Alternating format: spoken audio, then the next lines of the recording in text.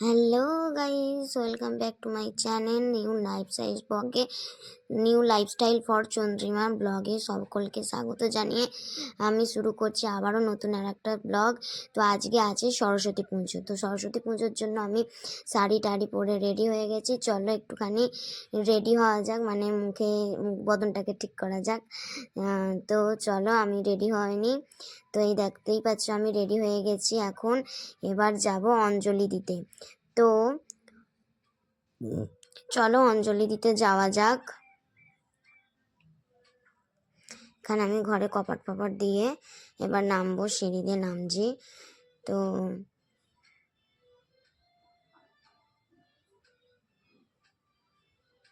দেখতেই পাচ্ছ আমি চলে এসেছি অঞ্জলি দিতে। এই যে এটা আমার বান্ধবী রবিনা। তো এই যে মা সরস্বতী, এখানে স্যারেরা আছেন, আমি স্কুলে এসেছি অঞ্জলি দেওয়ার জন্য। তো এই যে রবিনা, এটা হচ্ছে আমাদের স্কুল। জানো তো গাইস, আমরা যখন পড়তাম তখন স্কুলটা এতটাও সুন্দর ছিল না। আমরা এখানে যে খাওয়ার মানে মিড ডে মিলের যে ব্যবস্থাটা করেছে না, এখানে আমরা আমরা যখন পড়তাম মিড ডে মিল খাওয়ার সময় মানে কতবার যে আচার খেয়েছি তার ঠিক নেই, বলার নেই। তা সে যাই হোক, এখন ভালো হয়েছে, উন্নত হয়েছে স্কুলটা, দেখেও ভালো লাগছে। তো এখানে অঞ্জলি এখনও চলছে, তো সবাই আসছে ঠাকুর দেখতে। তো আমিও এখানে স্কুলটা, এই যে এটা আমাদের স্কুল, পুরো স্কুলটা এখানে 23শে জানুয়ারির কারণে পতাকা উত্তোলন করা হয়েছে। তো খুব সুন্দর করে স্কুলটাকে সাজানো হয়েছে। তো খুব সুন্দর বলতে কি, মানে আমার তো ভালোই লেগেছে সুন্দর করে। এখানে নেতাজি সুভাষচন্দ্র বোস, যাই হোক, জয় হিন্দ। তো এই যে দেখো স্কুলটা কত সুন্দর করে সাজিয়েছে এরা সব রিং রিং করে। যাই হোক, ওয়াল হ্যাঙ্গিং করে। তো আমাদের পুষ্পাঞ্জলি দেওয়া কমপ্লিট। তো আমি বেরিয়ে পড়েছি ঠাকুর দেখতে। তো এই যে এখানে আর একটা প্রতিমা, এটা হচ্ছে আমাদের স্কুল ধারের কাছেই ঠাকুরটা।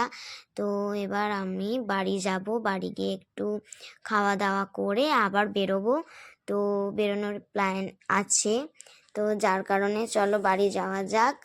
তো বাড়ি গিয়ে আমি খাওয়া দাওয়া করে আবারও বেরিয়ে পড়েছি এই যে এদেরকে নিয়ে।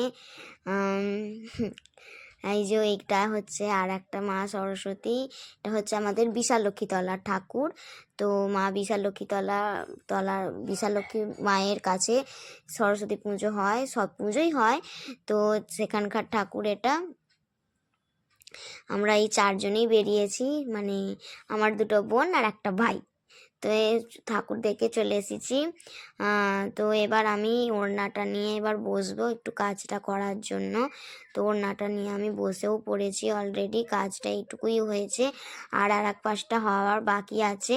তো যার কারণে আমি কাজটা করব। তো এই কাজটা এখানেও আমি ঝুলিয়েছি, মানে ওড়নার চারধারটা আমার ঝোলানোর প্ল্যান আছে। তো আজকে আমি কাজটা কমপ্লিট করব বলে বসেছি। তো চলো কমপ্লিট করা যাক। তো আমার চুমকি বসানো হয়ে গেছে। তো এবার আমি বসাবো ওই ঝোলানোর জন্য, যেটা বসাবো সেটা আমি রেডি করে নিচ্ছি সুতো দিয়ে আর পুঁতি দিয়ে। এই যে পুঁতি,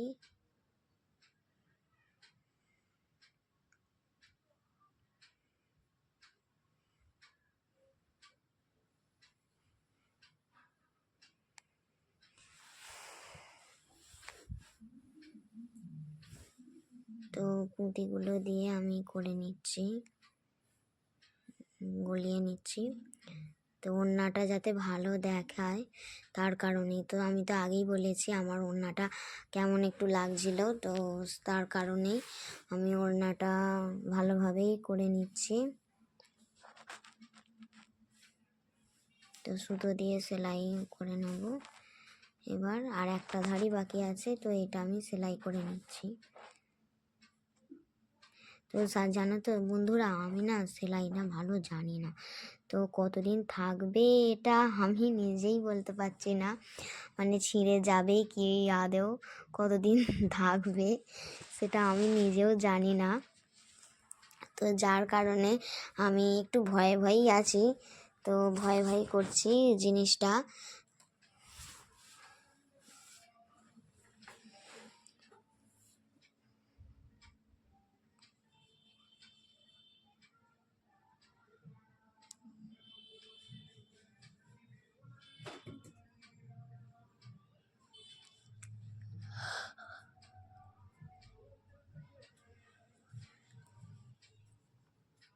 তো আমার এখানে এটা কাজটা কমপ্লিট হয়ে গেছে, তো কাঁচি দিয়ে এবার এটা সেলাইও হয়ে গেছে, কাঁচি দিয়ে এটা কেটে নেবো। তো কাটাও হয়ে গেছে, এই দেখো আমার ওড়নাটা ডান মোটামুটি, মানে ভালোই লাগছে, আমার তো ভালো লাগছে, তোমাদের কেমন লাগছে কমেন্ট করে অবশ্যই জানাবে। তো চলো এবার একটু গায়ে দিয়ে নিয়ে দেখি।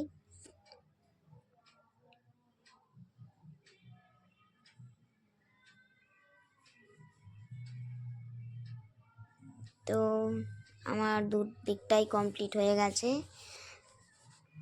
এখন সেটাই দেখাচ্ছি তোমাদের, ইফ ইউ ডোন্ট মাইন্ড।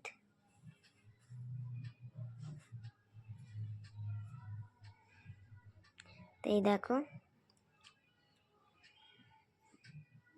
এবার গায়ে দিয়ে দেখাবো।